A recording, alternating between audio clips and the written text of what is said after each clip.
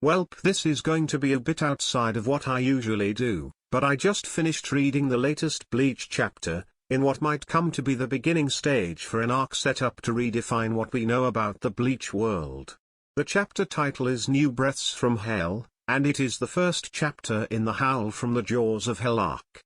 Since it is to do with hell, I suppose it isn't too far off what I am usually talking about with regards to devils and the like.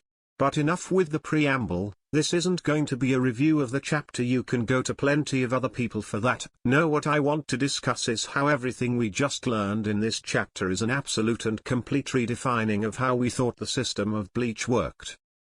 I'm going to break this video down into 7 parts, which are Kazui, spirit funerals, ghouls, hell wardens, the balance of power, Ukitake, and of course hell itself. The reason I want to do this is so that I give each of those factors the attention they deserve, because oh boy, they are all just opening one giant can of worms after another, which I'm honestly surprised just how much this one chapter was able to set up and at the same time answer some questions which the series had been previously just nagging at the back of my mind without me being able to put my finger on what it was that was going under my skin. So, the first thing we need to discuss is Kazui Kurosaki, the child of Ichigo Kurosaki and Orihime Ino. This kid from the moment he was introduced, there has been something off about him, seemingly having something to do with dispersing Yakusryatsu with just a touch, to seemingly being able to freely change back and forth between the form of a Shinigami and a human. I'll get into a potential theory regarding that later, but for now let's deal with what we have seen and speculate on that. In this latest chapter we see Kazui jumping onto a pair of giant fish-like spirits, which interestingly are perhaps the first time we are seeing spirit animals which aren't follows of some kind. I'm almost inclined to consider these dragons from the Burn the Witch series, and that alone is going to open up a can of worm which I don't even want to get into right now. From the brief introduction we are supposed to believe these were once someone's pets. But we have never seen spirits directly change shape without turning into a hollow or through some other power source, so I'm inclined to believe that somehow Kazui is calling upon these spirits or whatever they are to aid him, as he expected them to be there for him when he leapt out the window. Now that would be strange enough and of itself, but the fact that Orihime, someone who while not being the most powerful combatant certainly isn't a slouch, couldn't detect these creatures' presence nearby makes me wonder if these things even have Ryatsu, and now I'm almost thinking they might be something like the ghouls we see later in the chapter, because no way would she fail to notice their presence, and I find it odd she isn't able to detect when Kazui activated his Shinigami powers and departed either. Again, I'll explain my theory on that in a bit.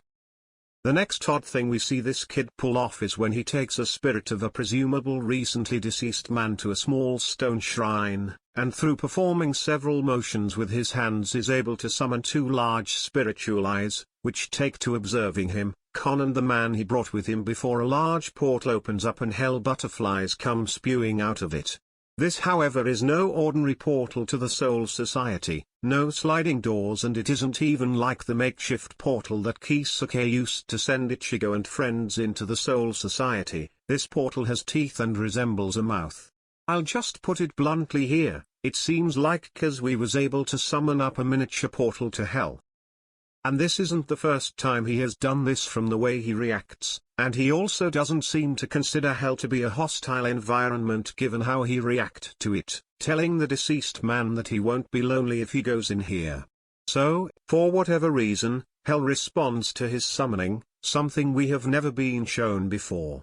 Absolutely no Shinigami, Hollow or Quincy has been shown capable of summoning a Hellgate directly. Even Yak, when he spoke of fusing the worlds, didn't intend to interact with hell, yet this kid somehow not only does so but is seemingly considered non-hostile by the forces of hell, so they do not seek to either drag him in or, if he has actually entered it before as it seems, force him to stay.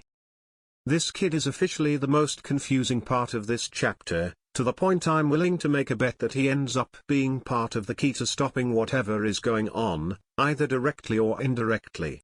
Pretty solid bet, I'd say.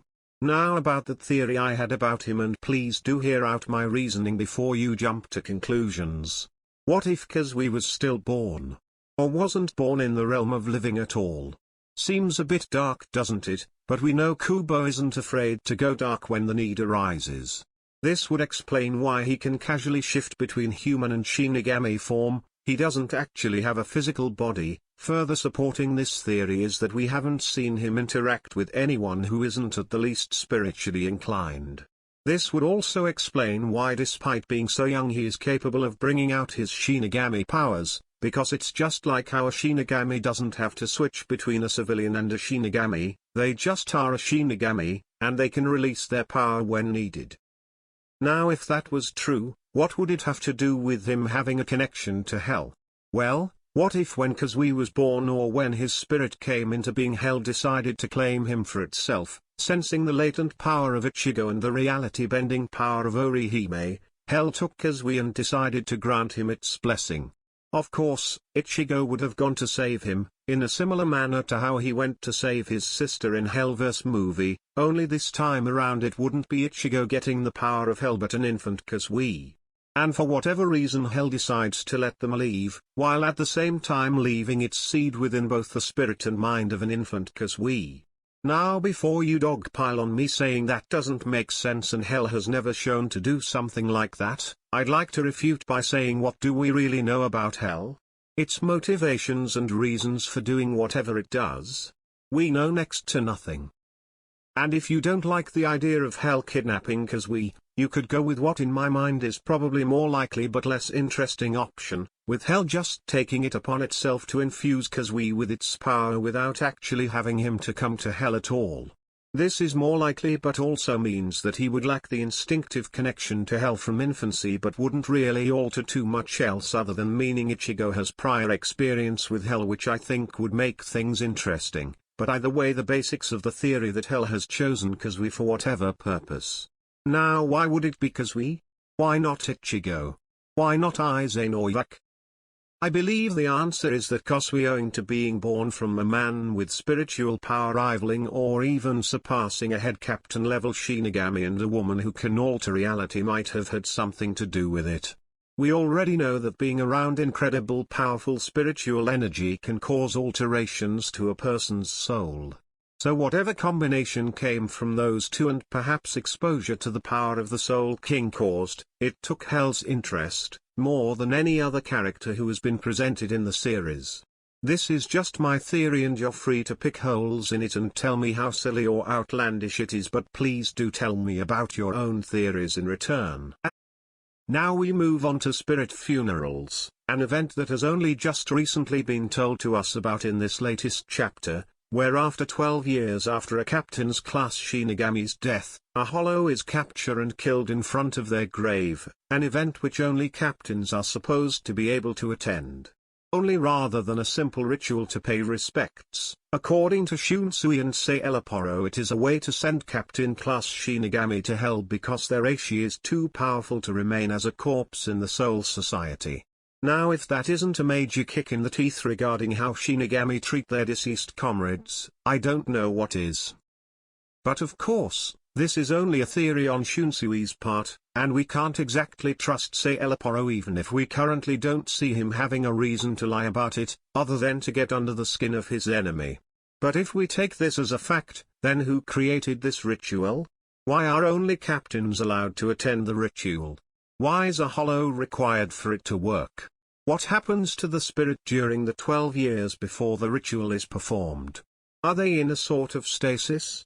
Honestly, I haven't the foggiest clue, but I do hope we find out a bit more in the future about how this ritual actually works, but I'm not holding my breath.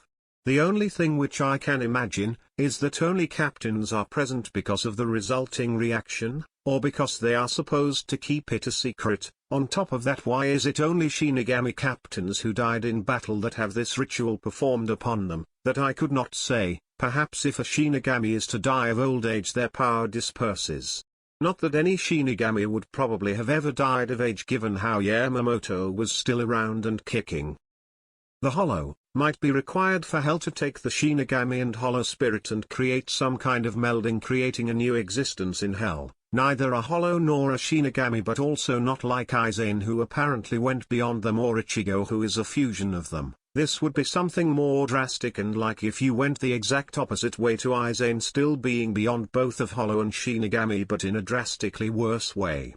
Why Hell would do this is anyone's guess. Maybe it is a requirement for Hell to take on such a powerful spirit body, otherwise I wouldn't be able to understand why the Hollow was required at all. Of course this is presuming that they only kill the Hollow in front of the grave and there isn't something else to it. Maybe it only works if the Hollow would naturally be sent to Hell, but that sounds like quite the gamble to make regarding what might very well be a very important ritual to making certain these bodies are dealt with.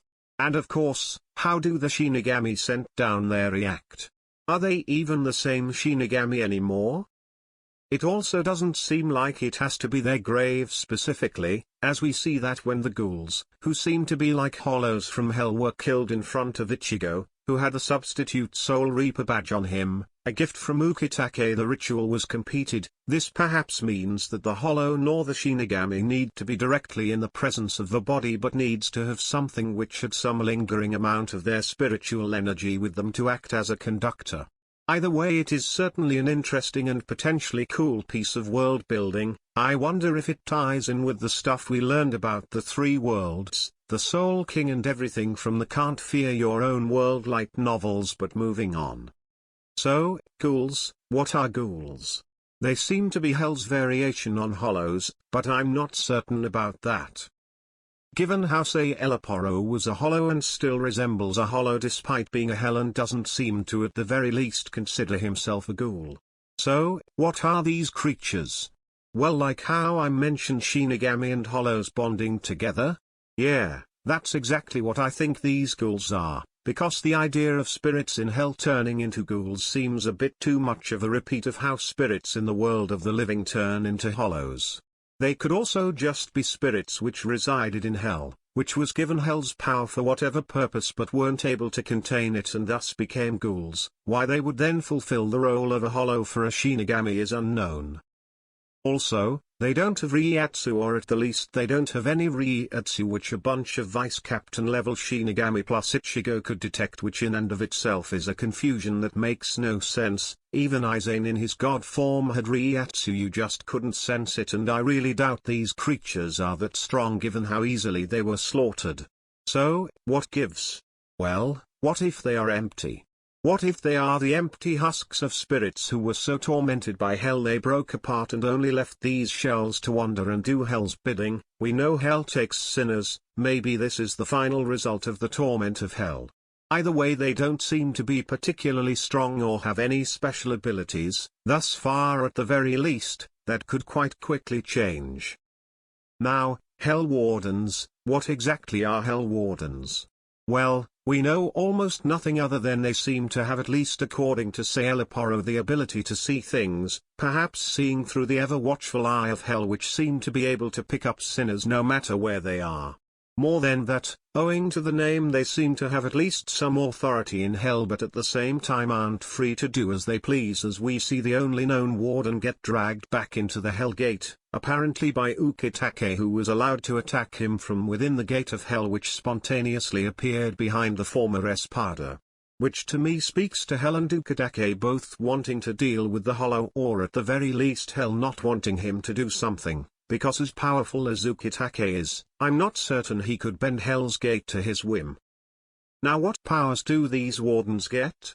Well, who knows, but presumable they are stronger than when they first arrived, as Sailaporo casually charged Ichigo down despite him being leagues stronger than when they would have last met. Also, they seem capable of creating hell chains to spawn from the backs of their enemies, as seen when he tried to restrain Rangy when he was trying to take his daughter out of harm's way. We don't know how strong these chains are, as Ichigo cuts them off easily, but this is end of series Ichigo with an additional 10 years to get stronger. He is at the very least captain level, if not significantly stronger. If they are like the chains from Hellverse, that is a pretty scary power to possess and use against anyone who isn't Ichigo or some other absurdly powerful being.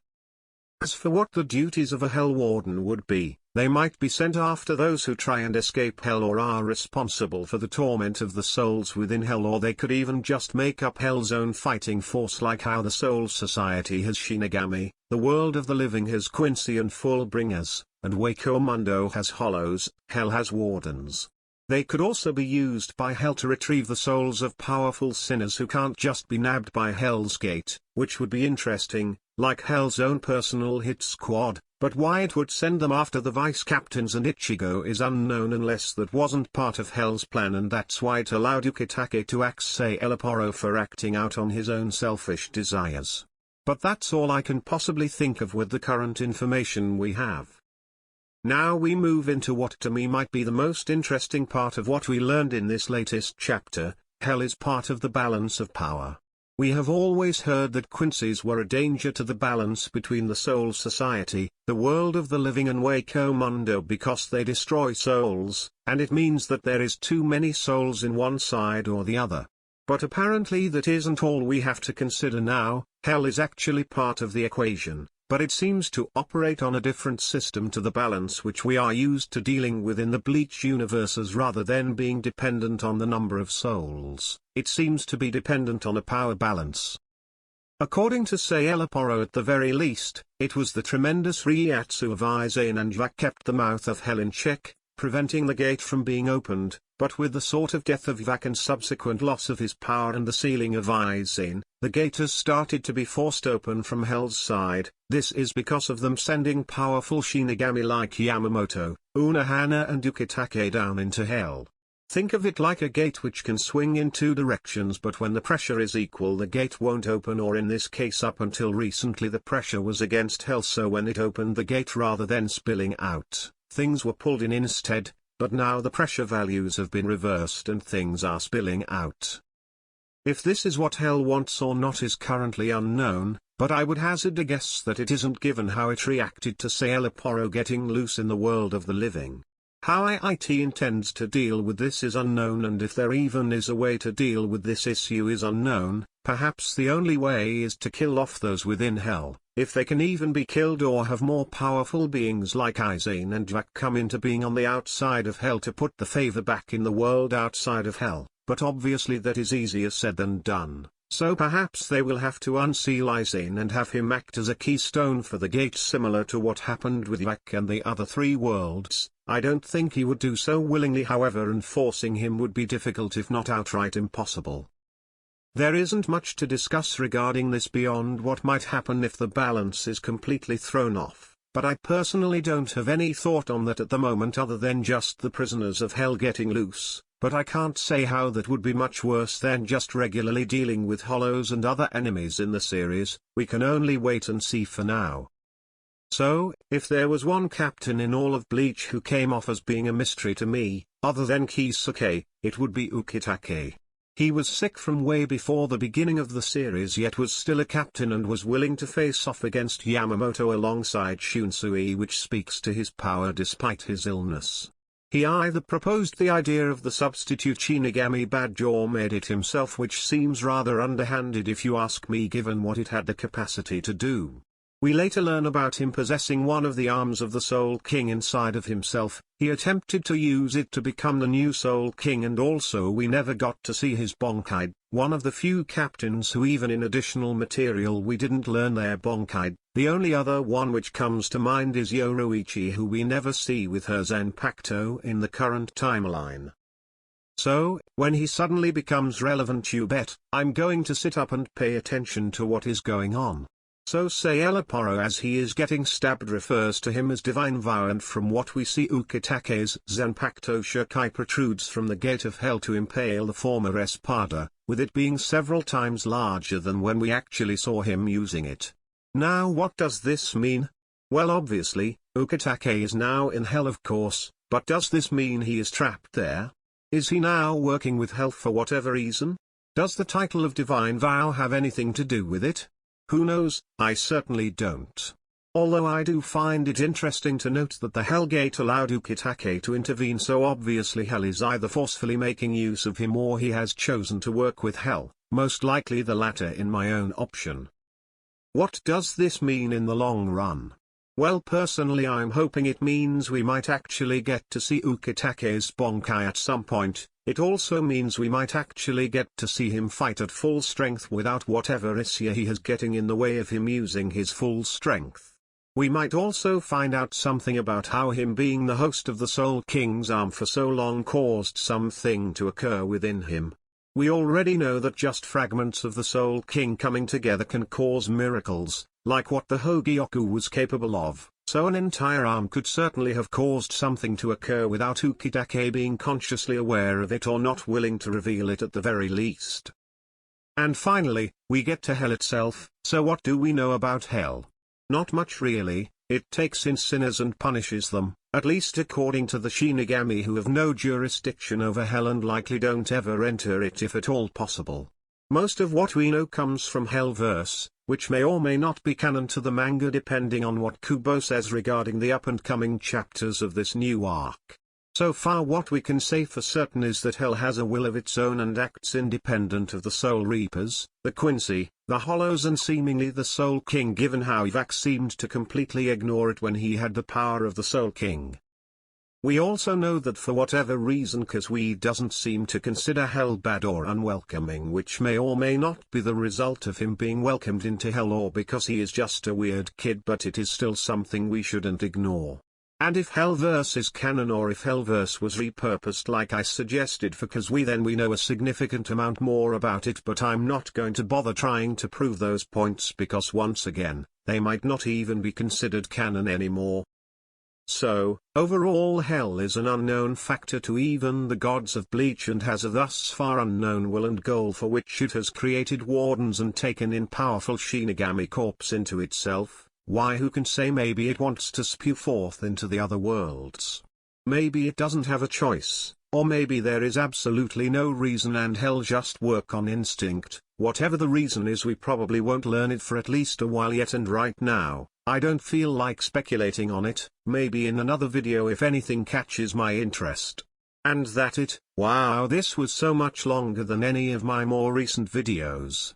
I'd really appreciate it if you hit the like button if you liked it, leave a comment telling me your own thoughts, theories, and options on the chapter, on the video, or anything really. And if you want to keep up to date whenever I post a video, don't forget to subscribe and ring the bell icon. Oh, and if you want a real quick review of the chapter, it's good, you should read it, and so I'm trying to upload at the very least 3 videos a week from now on, so look forward to that. And so, I have been the Anonymous Weeb and I wish you the best of luck in your life.